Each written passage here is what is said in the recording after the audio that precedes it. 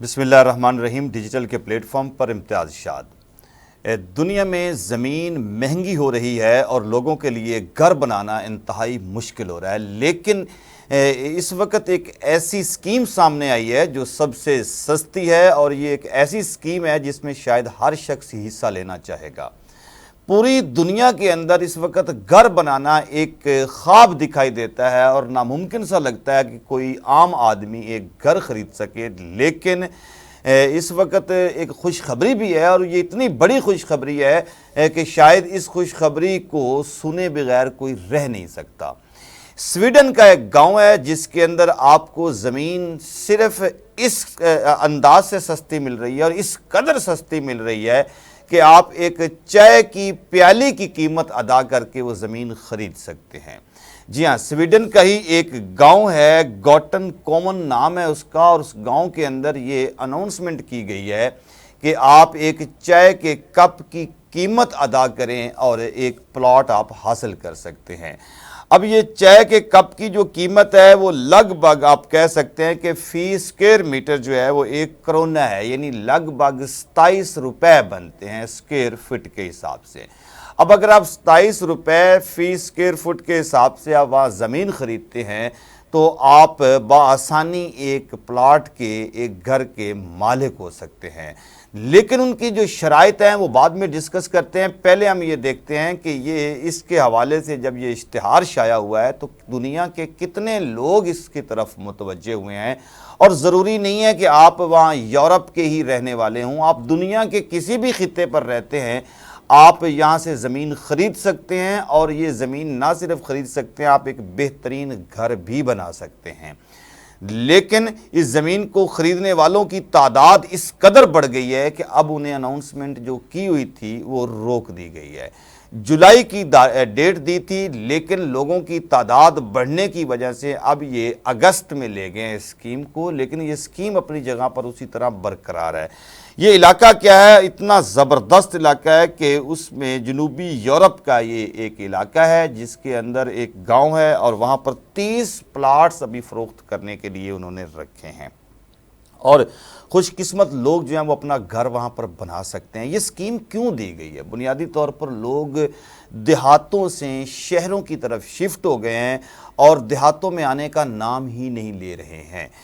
لوگوں کی اٹریکشن بڑھانے کے لیے اور شہروں سے دیہاتوں کی طرف لانے کے لیے یہ اسکیم متعارف کروائی گئی ہے تاکہ لوگ واپس دیہی زندگی کی طرف آئیں۔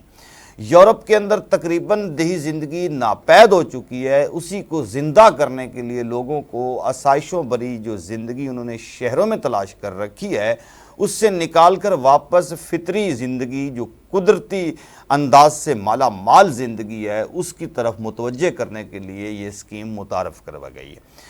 30 پلاٹس جو ہیں ان کو متعارف کروایا گیا ہے پہلی قسط میں کہ 30 پلاٹس دیے جائیں گے، اس کے بعد پھر اگلا سٹیپ پڑیں گے، اور اس طرح وہ پورے یورپ کے اندر اس کو پھیلانا چاہتے ہیں، یورپ کے دیہاتوں تک اس ساری چیز کو لے جانا چاہتے ہیں۔ یہ جو گاؤں ہے، اس گاؤں کے قریب ایک بہترین ایک ندی ہے، جو ندی اس پورے گاؤں کو بھی سیراب کرتی ہے اور آگے بہتی ہے۔ اس کے قریب اتنا ٹھنڈا موسم ہے کہ گرمی کے مہینے کے اندر بھی انتہائی گرمی پڑ رہی ہے، وہاں پر لوگ بامشکل پنکھے چلاتے ہیں۔ یعنی اس کا مطلب ہے کہ اتنے بہترین موسم کے ساتھ مالا مال جو ہے اس گاؤں کے اندر پلاٹس دستیاب ہیں، اور لوگوں نے ان پلاٹس کو خریدنا بھی شروع کر دیا ہے، بکنگ بھی کروانا شروع کر دیا ہے، لیکن انہوں نے ابھی روک دیا ہے، اور روکا صرف اس وجہ سے ہے کہ لوگوں کی دلچسپی بڑھ رہی ہے۔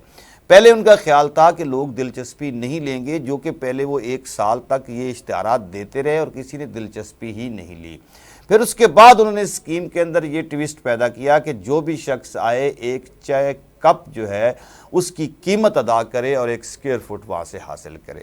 تو اس طرح سے اب وہ لوگوں کی دلچسپی بڑھ گئی ہے، اور لوگوں کی دلچسپی کے بڑھنے کی وجہ سے انہوں نے اب کیا کام کیا کہ اس کو روکا ہے کہ اگست کے اندر اس کو چلائیں گے۔ اچھا بات یہ ہے کہ وجہ پیچھے بیک گراؤنڈ ذرا سمجھنے کی ضرورت ہے کہ گاؤں کے اندر صرف بزرگ لوگ، معمر افراد جو ہیں وہ بڑھ گئے تھے، انہی کی تعداد رہ گئی تھی، نوجوان ینگسٹر جو ہیں وہ وہاں سے بالکل نکل چکے تھے، اور اس بات کو تقریباً 15 سے 20-25 سال کے اندر انہوں نے انتظار کیا، کوئی شخص لوٹ کر اس گاؤں میں واپس ہی نہیں آیا، اور وہاں بزرگ لوگ صرف رہ گئے تھے، جس کی وجہ سے کافی وہاں پر مشکلات تھی، اور انہوں نے سوچا کہ وہاں نوجوانوں کو لایا جائے اور نوجوانوں کو یہ گھر دیے جائیں، وہ یہاں پر رہیں اور یہاں سے پھر شہر آئیں جائیں اور واپس اپنے اس گاؤں کے اندر رہنا شروع کر دیں۔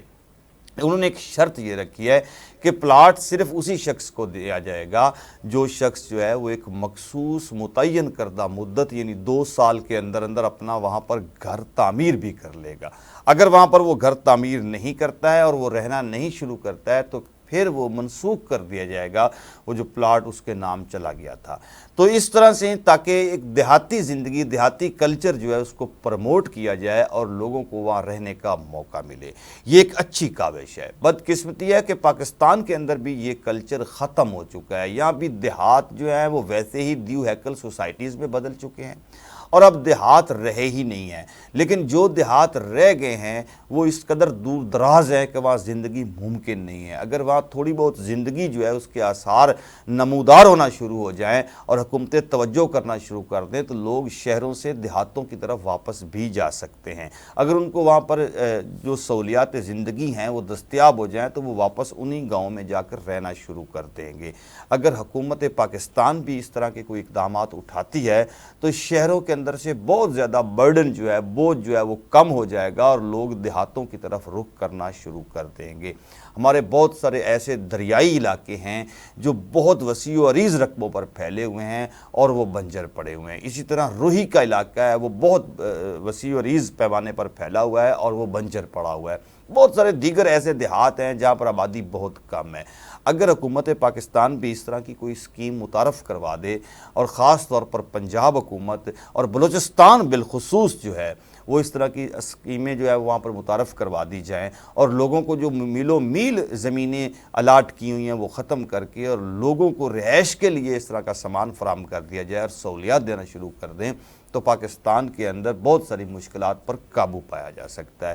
بہرحال آپ کو کیسی اسکیم لگی اپنا فیڈ بیک ضرور دیجیے گا۔ گرد و نواح کا خیال رکھیے گا۔ امتیاز شاد کو اجازت دیں۔ پاکستان پائندہ باد۔